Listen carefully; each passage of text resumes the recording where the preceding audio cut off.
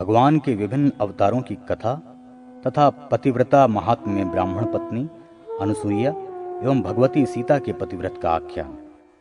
ब्रह्मा जी ने कहा, वेद आदि धर्मों की रक्षा के लिए और आसुरी धर्म के विनाश के लिए सर्वशक्तिमान भगवान हरि ने अवतार धारण किया और इन सूर्य चंद्रादि के वंशों का पालन पोषण किया। ये अजन्मा हरि ही मत्स्य, कूर्म आदि रूपों में अवतरित होते हैं। मत्स्य का अवतार लेकर भगवान विष्णु ने युद्ध कंटक हयग्रीव नामक दैत्य का विनाश किया और वेदों को पुनः पृथ्वी पर लाकर मनु आदि की रक्षा की। समुद्र मंथन के समय देवों का हित साधन करने के लिए कच्छप का अवतार ग्रहण करके उन्होंने मंदराचल को धारण किया।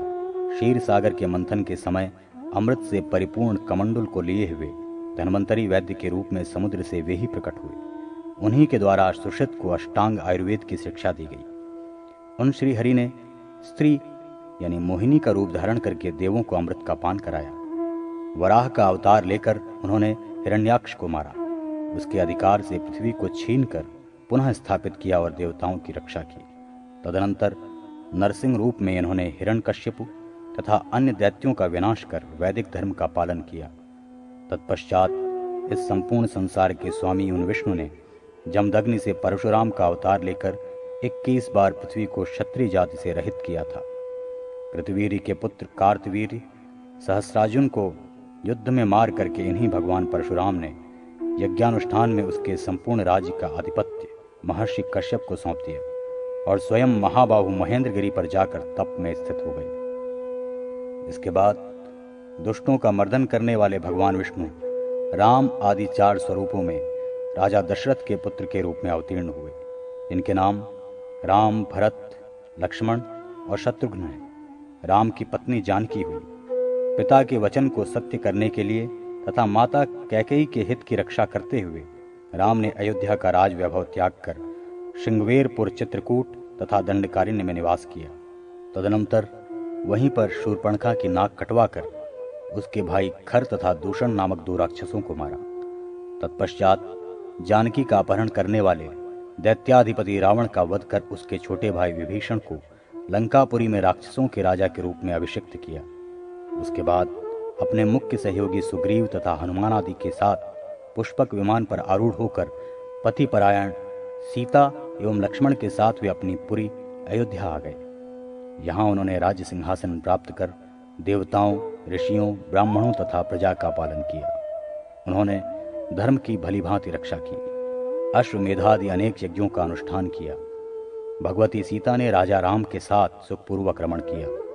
यद्यपि सीता रावण के घर में रहीं, फिर भी उन्होंने रावण को अंगीकार नहीं किया और सर्वदा मन, वचन तथा कर्म से राम में ही अनुरक्त रहीं। वे सीता तो अनुसूया के समान पतिव्रता थीं। ब्रह्मा जी ने पुनः कहा, अब मैं पतिव्रता स्त्री का महात्म्य कह रहा हूं, आप सुने। पुराने समय में प्रतिष्ठानपुर में कौशिक नाम का एक कुष्ठ रोगी ब्राह्मण रहता था। उस ब्राह्मण की पत्नी अपने पति की देवता के समान ही सेवा शुश्रूषा करती थी। पति के द्वारा तिरस्कार मिलने पर भी वो पतिव्रता पति को देवता रूप ही मानती थी। एक बार पति के द्वारा कहे जाने पर वेश्या को शुल्क देने के लिए अधिकतम धन साथ लेकर वो उन्हें कंधे पर बैठाकर वेश्या के घर पहुंचाने निकल पड़ी। मार्ग में मांडव्य ऋषि थे। यद्यपि वे ऋषि परम तपस्वी महात्मा थे, तथापि उन्हें चोर समझकर राजदंड के रूप में लोहे के लंबे शंख पर बिठा दिया गया था तथा शरीर के नीचे के छिद्र से ऊपर सिर के छिद्र ब्रह्मारंध्र तक शरीर के भीतर ही भीतर लौह शंख के प्रवेश के कारण मांडव्य ऋषि का असह्य तीव्र वेदना से ग्रस्त होना स्वाभाविक था। इसलिए मांडव्य ऋषि वेदना के अनुभव से स्वयं को बचाने की दृष्टि से समाधिस्थ हो गए थे। कुष्ठ व्याधि युक्त ब्राह्मण कौशिक की पतिव्रता पत्नी रात में ही अपने पति की इच्छा के अनुसार वैश्या के यहाँ जा रही थी। इसलिए अंधकार रहने के कारण अपनी पत्नी के कंधे पर बैठे कौशिक ने मांडव्य ऋषि को नहीं देखा और अपना पांव स्वभावतः हिलाया डुलाया। इसका दुष्परिणाम ये हुआ कि कौशिक के पांवों से मांडव्य ऋषि आहत हो गए और उनकी समाधि टूट गई। समाधि भंग होने से उन्हें असह्य वेदना होने लगी। इससे मांडव्य ऋषि का क्रुद्ध होना स्वाभाविक था। अतः क्रोधवश उन्होंने शाप देते हुए कहा, जिसने मेरे ऊपर ये अपना पैर चलाया है उसकी सूर्योदय होते ही मृत्यु हो जाएगी। ये सुनकर उस ब्राह्मण पत्नी ने कहा कि अब सूर्योदय ही नहीं होगा। इसके बाद सूर्योदय न होने से बहुत वर्षों तक निरंतर रात्रि ही छाई रही, जिससे देवता भी भयभीत हो गए। देवताओं ने ब्रह्मा की शरण ली। ब्रह्मा ने उन देवों से कहा कि पतिव्रता के इस तेज से तो तपस्वियों के तेज का भी ह्रास हो रहा है। पतिव्रत धर्म के महात्म से सूर्यदेव उदित नहीं हो रहे हैं। उनके उदय न होने से मानवों और आप सभी को यह हानि उठानी पड़ रही है। अतः सूर्योदय की कामना से आप सब अत्रि मुनि की धर्मपत्नी तपस्विनी पति परायणा अनुसुईया को प्रसन्न करें।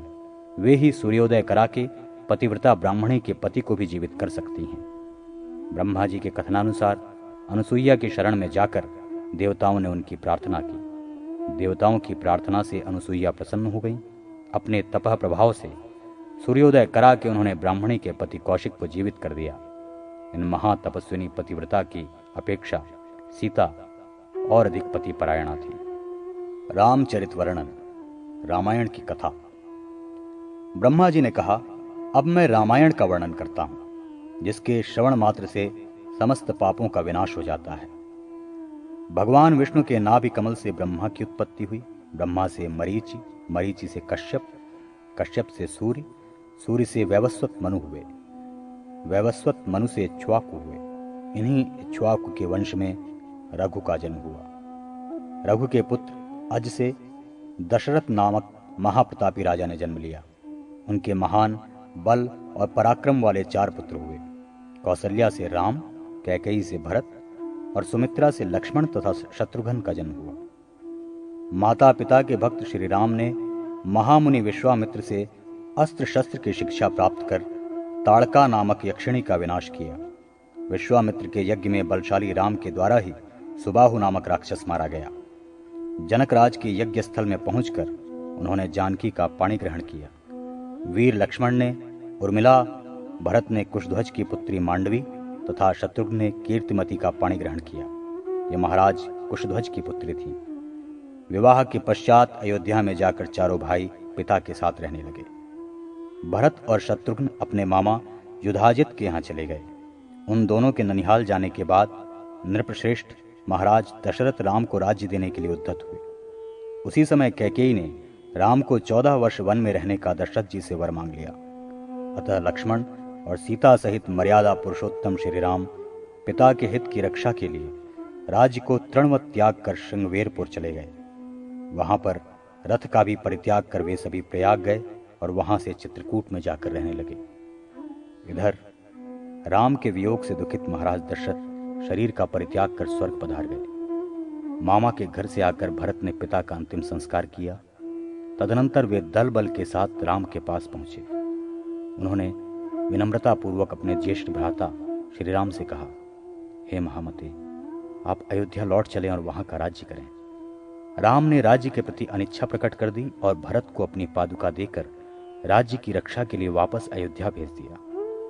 भरत वहां से लौटकर राम के प्रतिनिधि रूप में राज्य कार्य देखने लगे। तपस्वी भरत ने नंदीग्राम में ही रहकर राज्य का संचालन किया। वे अयोध्या में नहीं गए। राम भी चित्रकूट छोड़कर अत्रि मुनि के आश्रम में चले आए।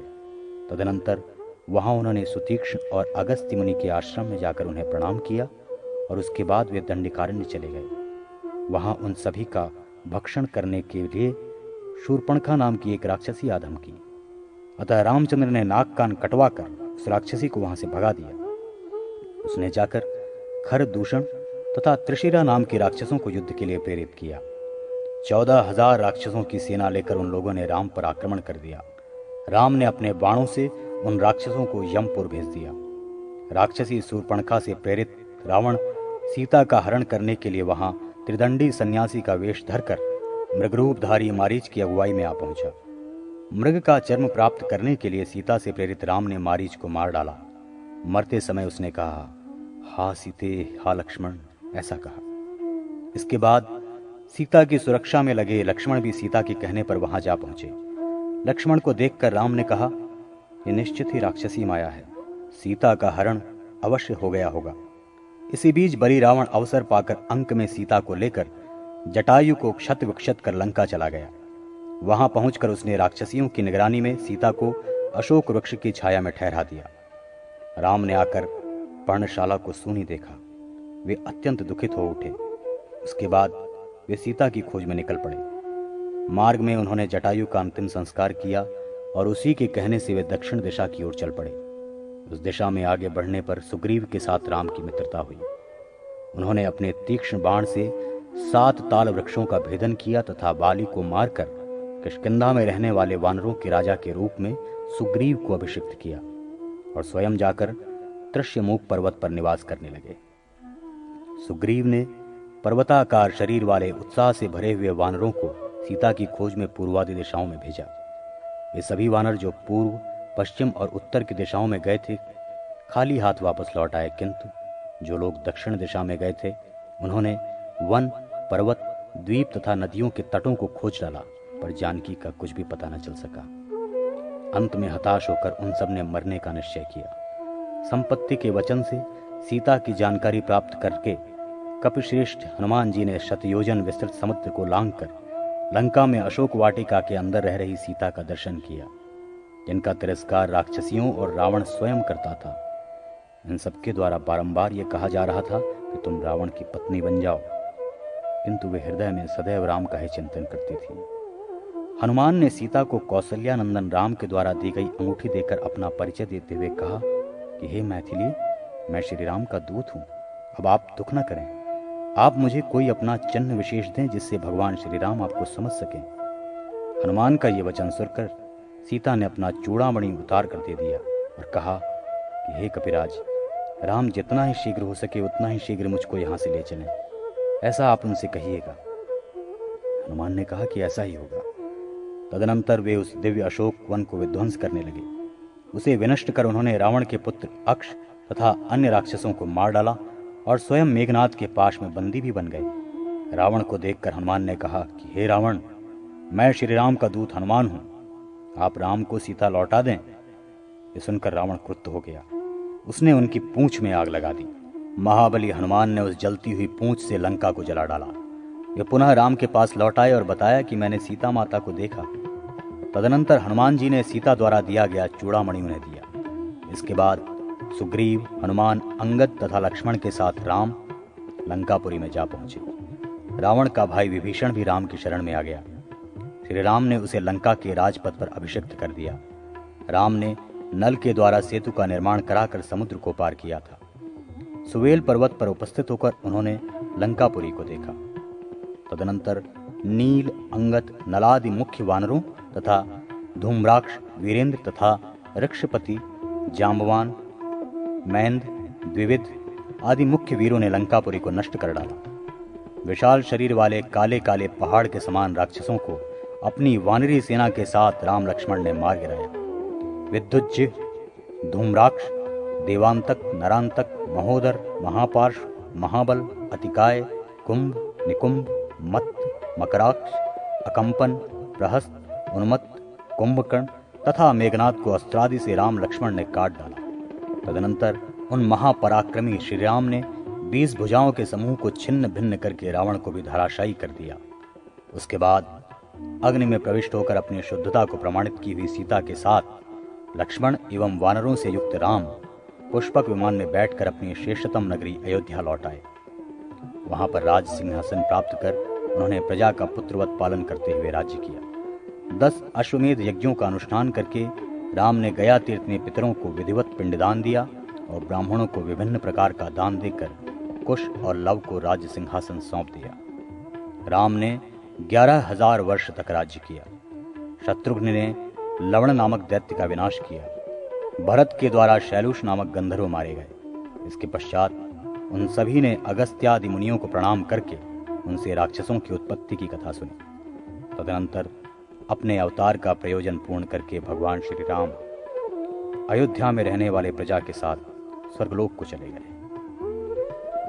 हरिवंश वर्णन, श्री कृष्ण कथा। ब्रह्मा जी ने कहा, अब मैं हरिवंश का वर्णन करूंगा जो भगवान कृष्ण के महात्म्य से परिपूर्ण होने के कारण श्रेष्ठतम है। पृथ्वी पर धर्म आदि की रक्षा और अधर्म आदि के विनाश के लिए वसुदेव तथा देवकी से कृष्ण और बलराम का प्रादुर्भाव हुआ। जन्म के कुछ ही दिन बाद कृष्ण ने पूतना के स्तनों को दृढ़तापूर्वक पीकर उसे मृत्यु के पास पहुंचा दिया था।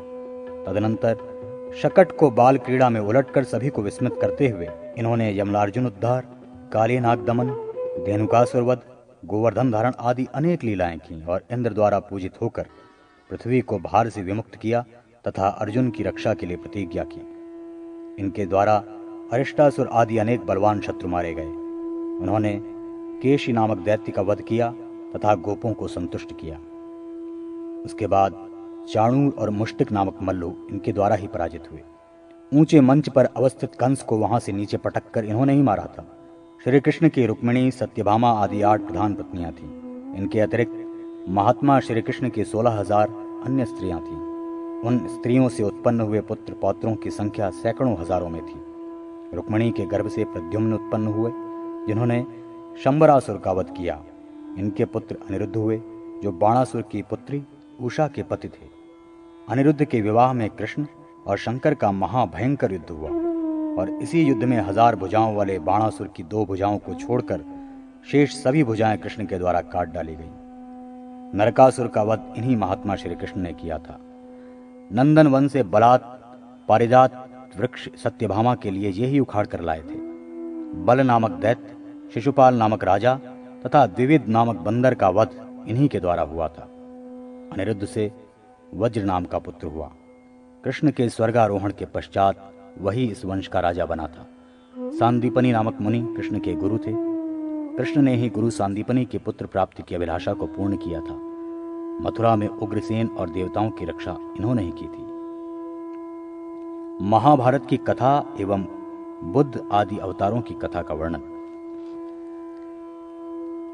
ब्रह्मा जी ने कहा, अब मैं महाभारत के युद्ध की कथा का वर्णन करूंगा, जो पृथ्वी पर बढ़े हुए अत्याचार के भार को उतारने के लिए हुआ था, जिसकी योजना युधिष्ठिरादि पांडवों की रक्षा के लिए तत्पर कृष्ण ने स्वयं की थी। भगवान विष्णु के नाभि कमल से ब्रह्मा की उत्पत्ति हुई। ब्रह्मा से अत्रि, अत्रि से सोम, सोम से बुध हुए। बुध ने इला नामक अपनी पत्नी से पुरूरवा को उत्पन्न किया।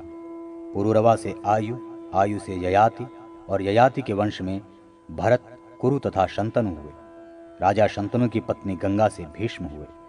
भीष्म सर्वगुण संपन्न तथा ब्रह्म विद्या के पारंगत विद्वान थे। शंतनु की सत्यवती नामक एक दूसरी पत्नी थी। उस पत्नी के 2 पुत्र हुए, जिनका नाम चित्रांगद तथा विचित्रवीर्य था। चित्रांगद नाम वाले गंधर्व के द्वारा युद्ध में चित्रांगद मार डाला गया।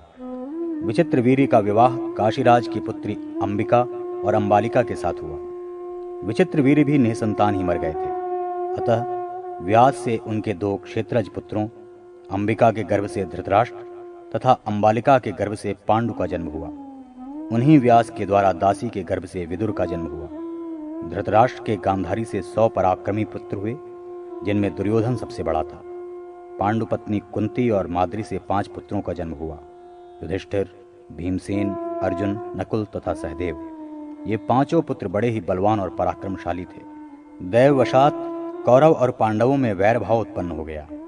उद्धत स्वभाव वाले दुर्योधन द्वारा पांडवजन बहुत ही सताए गए। लाक्षागृह में उनको विश्वासघात से जलाया गया, किंतु वे अपनी बुद्धिमत्ता से बच गए। उसके बाद उन लोगों ने एक चक्रा नामक पुरी में जाकर एक ब्राह्मण के घर में शरण ली।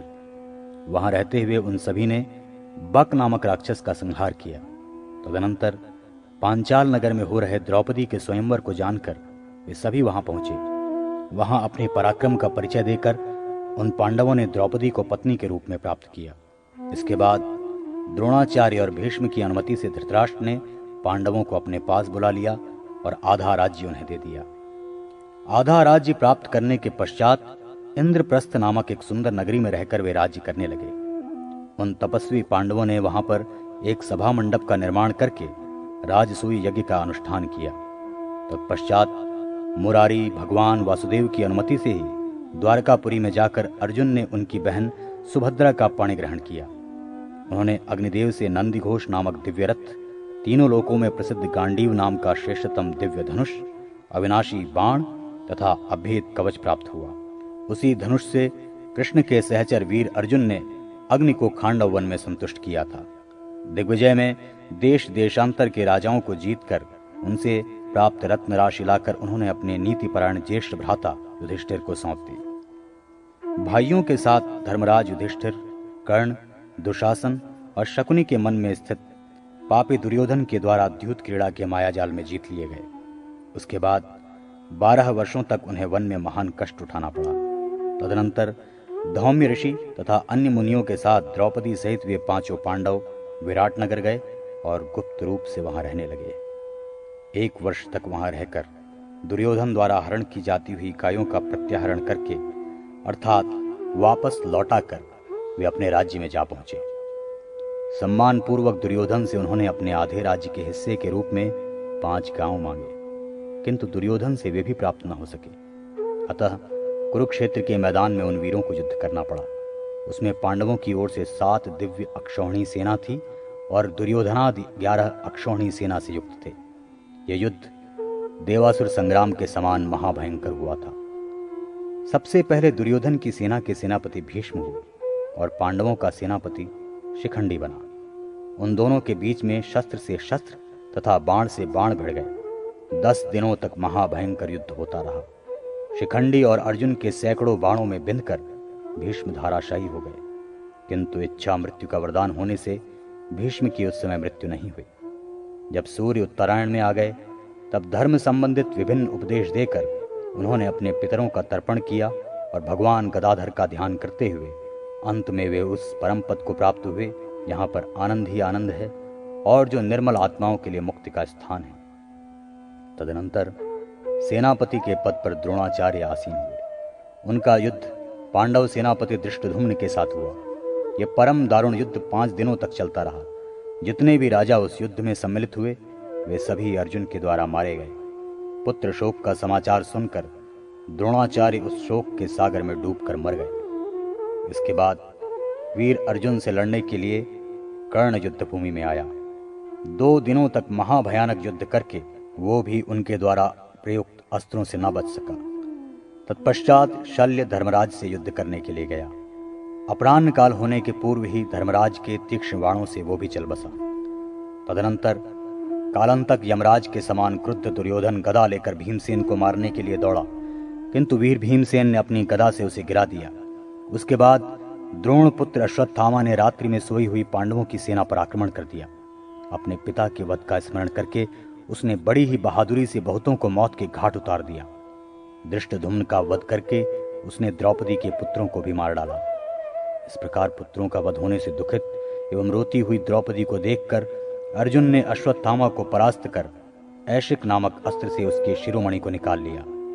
उसके बाद अत्यंत शोक संतप्त स्त्रीजनों को आश्वस्त करके धर्मराज युधिष्ठिर ने स्नान करके देवता और पितृजनों का तर्पण किया।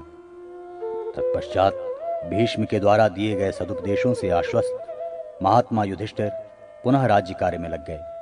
अश्वमेध यज्ञ का अनुष्ठान करके उन्होंने भगवान विष्णु का पूजन किया तथा विधिवत ब्राह्मणों को दक्षिणादि देकर संतुष्ट किया। सांब के पेट से निकले हुए मूसल के द्वारा यदुवंशियों के विनाश का समाचार सुनकर उन्होंने राज्य सिंहासन पर अभिमन्यु के पुत्र परीक्षित को बैठाकर भीमादि अपने सभी भाइयों सहित विष्णु सहस्त्र नाम का जप करते हुए स्वयं भी स्वर्ग के मार्ग का अनुगमन किया। वासुदेव कृष्ण असुरों को व्यामोहित करने के लिए बुद्ध रूप में अवतरित हुए। अब वे कल की होकर फिर संभल ग्राम में अवतार लेंगे और घोड़े पर सवार होकर वे संसार के सभी विधर्मियों का विनाश करेंगे। अधर्म को दूर करने के लिए सत्वगुण प्रधान देवता आदि की रक्षा और दुष्टों का संहार करने के निमित्त भगवान विष्णु का समय समय पर वैसे ही अवतार होता है जैसे समुद्र मंथन के समय धन्वंतरी होकर उन्होंने देवता आदि की रक्षा के लिए विश्वामित्र के पुत्र महात्मा सुश्रुत को आयुर्वेद का उपदेश दिया था। इस तरह महाभारत की कथा एवं भगवान के अवतारों की कथा का मैंने वर्णन किया। इसे सुनकर मनुष्य स्वर्ग को प्राप्त करता है। निदान का अर्थ तथा रोगों का सामान्य निदान निरूपण। धन्वंतरी जी ने कहा, हे सुश्रुत, प्राचीन काल में आत्रेय आदि श्रेष्ठ मुनियों ने जिस प्रकार सभी रोगों का निदान बताया है वैसे ही मैं तुम्हें सुनाऊंगा। पापमा, ज्वर, व्याधि, विकार, दुख, आमय, यक्ष्मा, आतंक, गद और आबाद ये पर्यायवाची शब्द हैं। रोग के ज्ञान के 5 उपाय हैं: निदान, पूर्वरूप, रूप, उपशय और संप्राप्ति। निमित्त, हेतु, आयतन, प्रत्यय, उत्थान तथा कारण, इन पर्यायों से निदान कहा जाता है। अर्थात निमित्त आदि शब्दों से जिस वस्तु का निश्चय होता है वही निदान है। दोष विशेष के ज्ञान के बिना ही उत्पन्न होने वाला रोग जिन लक्षणों से जाना जाता है उसे पूर्व रूप कहते हैं। यह पूर्व रूप सामान्य और विशिष्ट भेद से दो प्रकार का होता है। ये उत्पद्यमान रोग जिन लक्षणों से जाना जाता है उन लक्षणों को अल्पता के कारण थोड़ा व्यक्त होने से पूर्व रूप कहा जाता है। वही पूर्व रूप व्यक्त हो जाने पर रूप कहलाता है। संस्थान, व्यंजन, लिंग, लक्षण, चिन्ह और आकृति ये रूप के पर्यायवाची शब्द हैं। हेतु विपरीत, व्याधि विपरीत, हेतु व्याधि उभय विपरीत तथा हेतु विपरीत अर्थकारी, व्याधि विपरीत अर्थकारी और हेतु व्याधि उभय विपरीत अर्थकारी। औषध, अन्न तथा विहार के परिणाम में सुखदायक उपयोग को उपशय कहते हैं। इसी का नाम सात्म्य भी है। उपशय के विपरीत अनुपशय होता है। इसका दूसरा नाम व्याधि सात्म्य है।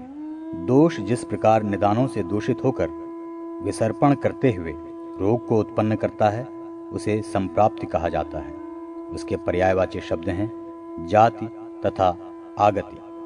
संख्या, विकल्प, प्राधान्य, बल और व्याधि काल की विशेषताओं के आधार पर उस संप्राप्ति के भेद किए जाते हैं। जैसे इसी शास्त्र में बताया जाएगा कि ज्वर के 8 भेद होते हैं। रोगोत्पत्ति में कारणभूत दोषों की अंशांश कल्पना का विवेचन, विकल्प संप्राप्ति, स्वतंत्रता और परतंत्रता द्वारा दोषों का प्राधान्य या अप्राधान्य विवेचन, प्राधान्य संप्राप्ति, हेतु पूर्व रूप और रूप की संपूर्णता अथवा अल्पता के द्वारा बल या अबल का विवेचन, बल संप्राप्ति और दोषानुसार रात्रि, दिन, ऋतु एवं भोजन के अंश के द्वारा रोग काल के ज्ञान को काल संप्राप्ति समझना चाहिए।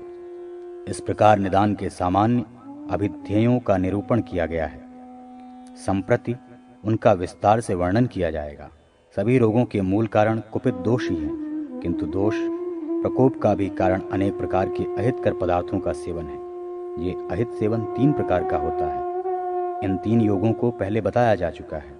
वात प्रकोप का निदान, तिक्त, उष्ण, कटु, कषाय, अम्ल और रूक्ष खाद्यान्यों का असंयमित आहार, दौड़ना, जोर से बोलना, रात्रि जागरण तथा उच्च भाषण, कार्यों में विशेष अनुरक्ति, भय, शोक, चिंता, व्यायाम एवं मैथुन करने से शरीर के अंतर्गत विद्यमान वायु प्रकोपित हो जाती है। विशेषतः यह वायु विकार ग्रीष्म ऋतु के दिन तथा रात्रि में भोजन करने के पश्चात पाक के अंत में होता है। पित्त प्रकोप का निदान, कटु, अम्ल, तीक्ष्ण, उष्ण, लवण तथा क्रोधोत्पादक एवं दाहोत्पादक आहार करने से पित्त प्रकोपित होता है। पित्त का ये प्रकोप शरद ऋतु के मध्याह्न, अर्धरात्रि तथा अन्य दाह उत्पन्न करने वाले क्षणों में विशेष रूप से होता है। कफ प्रकोप का निदान, मधुर, अम्ल, लवण, स्निग्ध, गुरु, अभिष्यंदी तथा शीतल भोजनों के प्रयोग से, बैठे रहने से, निद्रा से, सुख से, भोग से, अजीर्ण से, दिवाशयन से, अत्यंत बलकारक पदार्थ के प्रयोग से, वमन आदि न करने से, भोजन के परिपाक के प्रारंभ काल में, दिन के प्रथम भाग में तथा रात्रि के प्रथम भाग में कफ कुपित होता है। और 2 दोषों की प्रकोपक आहार विहार का सेवन करने से 2 दोष प्रकोपित होते हैं। त्रिदोष प्रकोप का निदान एवं सब रोगों की सामान्य संप्राप्ति। त्रिदोष के प्रकोपित तथा मिश्रित स्वभाव से सन्निपात की उत्पत्ति होती है। संकीर्ण भोजन, अजीर्णता में भोजन, विषम तथा विरुद्ध भोजन, मद्यपान, सूखे शाक, कच्ची मूली, पिण्याक, मृत्युवत्सर, पूत, शुष्क, कृषा, मांस तथा मत्स्यादि का भक्षण करने से वात, पित्त एवं श्लेष्मोत्पादक विभिन्न पदार्थों के उपभोग से आहारी अन्न का परिवर्तन, धातुजन्य दोष, वात, पित्त, श्लेष्मा का परस्पर मिलकर उपद्रव करने से शरीर में ये विकार उत्पन्न होता है। दूषित कच्चे अन्न का प्रयोग करने से श्लेष्मा जनित विकार से तथा ग्रहों के प्रभाव से, मिथ्या आहार व्यवहार के योग से, पूर्व जन्म में संचित विभिन्न पापों के प्रभाववश किए गए दुराचार से, स्त्रियों में प्रसव काल की विषमता तथा मिथ्योपचार से शरीर में सन्निपात की विकृति उत्पन्न होती है। इस प्रकार प्रकुपित, वात आदि दोष रोगों के अधिष्ठानों में जाने वाले रसवाहिनियों के द्वारा शरीर में पहुंचकर अनेक प्रकार के विकारों को उत्पन्न करते हैं।